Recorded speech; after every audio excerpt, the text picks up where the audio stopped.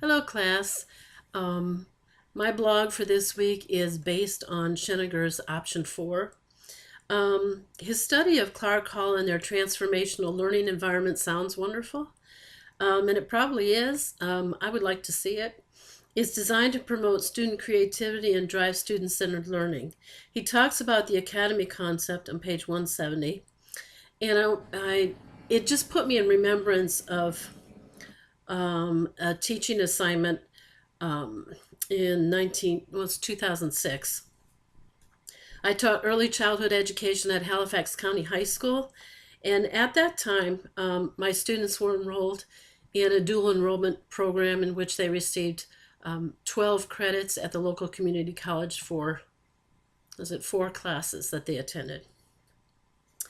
Um, they were assigned to work with teachers in the local schools for their practicum experience, both public and private, and they did well. However, there were major maturity issues with many of the students wanting to play instead of work with the cooperating teachers. Nevertheless, per their community college oversight professor, I talked to her it was about a month ago, and she said that's still a problem today, but they're plugging their way through that.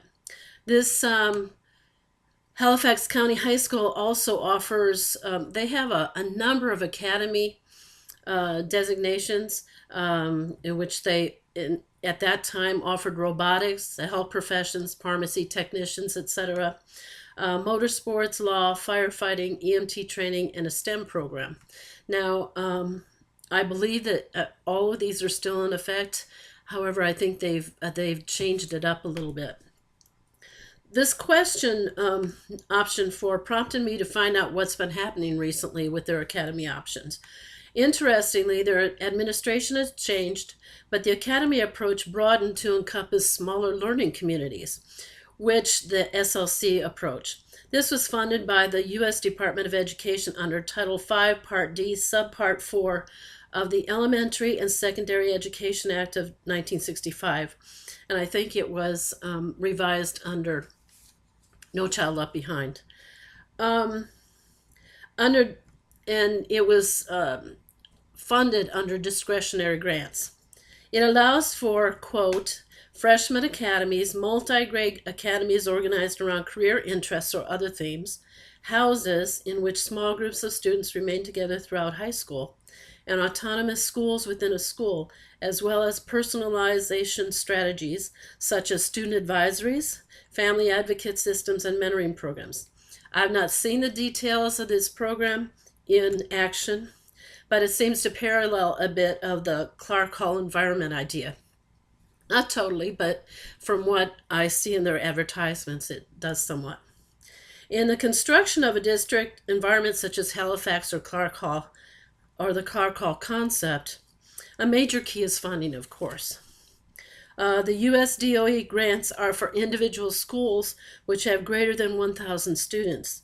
In a smaller school system or a rural area, the funding would have to be tailored to the stockholders in that particular area, and they would have to find alternative means of funding. And it's not that that's not there, it probably is. But they would have to work out different means of funding. The idea of renting out space to assist funding might not be feasible except through small businesses like insurance agencies or privately owned coffee shops. It would entirely depend upon the makeup of the area. If it's too rural, chains like Panera might not be an option, but every system is unique. I believe in a more center of the road approach to learning where students are given creative spaces with small learning groups. I think that's wonderful. Connected by technologies, but also have the opportunity to glean from the wisdom of the professional educators in their environment. I do not believe in total technology learning. I love the idea of academies which promote technological expertise and preparation for careers. It's wonderful.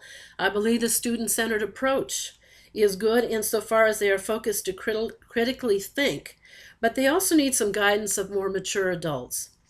2 Timothy 4:3 says, "For the time will come when they will not endure sound doctrine, but after their own lust they shall heap to themselves teachers having itching ears, and they shall turn away from the truth." I think we can see that in today's learning environments a lot of times, and not totally.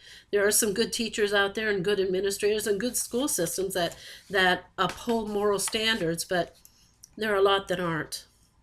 I think we have witnessed a lot of that recently in the uproar with college students who need someone to pat them on the back because they've been hurt by the elections. That's totally silly.